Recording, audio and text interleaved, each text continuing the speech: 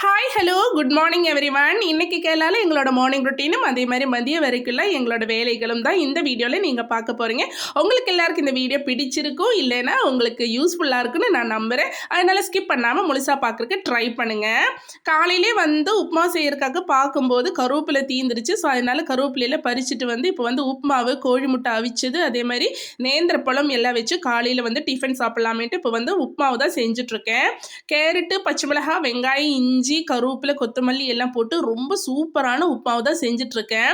உப்புமா செய்யும்போது எப்பவுமே நம்ம ஃபர்ஸ்ட் ஆஃப் ஆல் நல்லா கிண்டி விட்டுறணும். அதுக்கப்புறமா ஒரு 10 நிமிஷம் அது சும்மா விட்டுட்டு மூடி வச்சுட்டோம்னா ரொம்ப சூப்பரான சுவையான நல்ல குழைவான உப்புமாவு நமக்கு ரெடி ஆயிரும். சும்மா கிண்ட வேண்டிய அவசியமே கிடையாது. நீங்கள் ஃபஸ்ட்டு நல்லா நீங்கள் போடும்போது நல்லா ஒரு வாட்டி நல்லா கிண்டி விட்டுட்டிங்கன்னா அதுக்கப்புறமா மூடி வச்சுருங்க.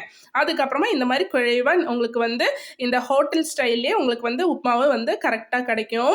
அதுக்கப்புறமா காலையிலே சுட சுட நல்லா உப்புமாவு, அதே மாதிரி நேந்திரப்பழம், அதே மாதிரி முட்டையை அவிச்சு சேர்த்து காலையில் டிஃபன் முடிச்சிட்டோம். அதுக்கப்புறமா மத்தியானத்துக்கு என்னடா பண்ணுறதுன்னு யோசிச்சுட்டு இருந்தபோது தான் பாசிப்பயிர் வச்சு தான் இன்றைக்கி ஒரு குழம்பு பண்ணுறேன் பாருங்கள். குக்கரில் நான் பாசிப்பயிர் வேக வச்சுருந்தேன். இப்போ ஒரு மண் சட்டியில் தேங்காய் எண்ணெய் ஊற்றி கடுகு போட்டு வெங்காயத்தை போட்டு கருவேப்பிலையெல்லாம் போட்டு நல்லா தாளித்து எடுத்துக்கணும். இது பிகினர்ஸ்க்கு ரொம்ப யூஸ்ஃபுல்லாக இருக்கும். இது எல்லாருக்கும் தெரியறது தான், இருந்தாலும் கேளால நாங்கள் எப்படி சமைக்கிறோங்கிறது முக்கியமான விஷயம். இப்போ வெங்காய கருவேப்பிலையில் நல்லா தாளித்து கடுகெல்லாம் தாளிச்சதுக்கப்புறமா இப்போ வெந்த பாசிப்பயிர் அதில் போட்டு நல்லா மிக்ஸ் பண்ணி எடுத்துக்கோங்க.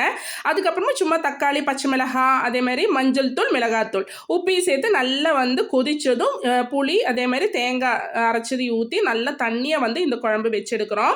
இந்த பாசிப்பயிறு ஏன்னா சாப்பிட்ணுன்னா வாரத்தில் கண்டிப்பாக நீங்கள் 2 டைம் நீங்கள் சாப்பிடுங்க. என்னென்னா பசங்களுக்கு கொடுக்கணும் கண்டிப்பாக. இது புரோட்டீன் ரிச்சான ஒரு உணவு தான் இது. இது குழம்பா நான் இன்னைக்கு வைக்கிறேன். புளி தேங்காய் எல்லாம் ஊற்றிட்டு இன்னைக்கு கொஞ்சம் தண்ணியாக வச்சுக்கிறேன். இதுலேயே நம்ம கொஞ்சம் கெட்டியாக குழைவாக கடைவேன். பாசிப்பயிர் கேளால கடைவாங்க. கடைஞ்சு சாப்பாட்டு கூட போட்டு நெய் ஊற்றிட்டு பிசைஞ்சு பசங்களுக்கு கொடுத்தீங்கன்னா அவ்வளோ ஒரு நல்லதுங்க. ஸோ இன்னைக்கு பாசிப்பயிர் தண்ணி குழம்பு, அதே மாதிரி நங்கு கருவாடு தான் இன்னைக்கு வறுத்துருந்தேன். நங்கு கருவாடு வறுத்து முடிச்சதும் எங்களுக்கு சாப்பாடு அந்த எண்ணெயில் போட்டு இந்த மாதிரி பொரிச்சு எடுத்து சாப்பிட ரொம்ப பிடிக்கும். ஸோ அந்த மாதிரி மிக்ஸ் பண்ணி இப்போ சாப்பிட்டுட்ருக்கோம். இந்த மாதிரி நீங்களும் ட்ரை பண்ணி பாருங்கள், ரொம்ப டேஸ்ட்டாக இருக்குது அந்த எண்ணெயில். இப்போ பாசிப்பயிறு குழம்பு சுட சுட வச்சுட்டு அதுக்கு கருவாடு வறுத்தது வச்சு ஊறுகாய், இன்னைக்கு பூண்டு ஊறுகாய் எல்லாம் வச்சுட்டு இன்னைக்கு செம கட்டு மத்தியானம். உங்களுக்கு எல்லாம் இன்னைக்கு என்ன மத்தியானம்னு எனக்கு கமெண்ட்ல சொல்லுங்க. அதே மாதிரி கேரளா ஃபுட்டும் கேரளாவும் என்னோட வீடியோ பிடிச்சிருந்தா லைக் பண்ணி, ஷேர் பண்ணி, சப்ஸ்கிரைப் பண்ணி சப்போர்ட் பண்ணுங்க. பாய். நெக்ஸ்ட் வீடியோவில் மீண்டும்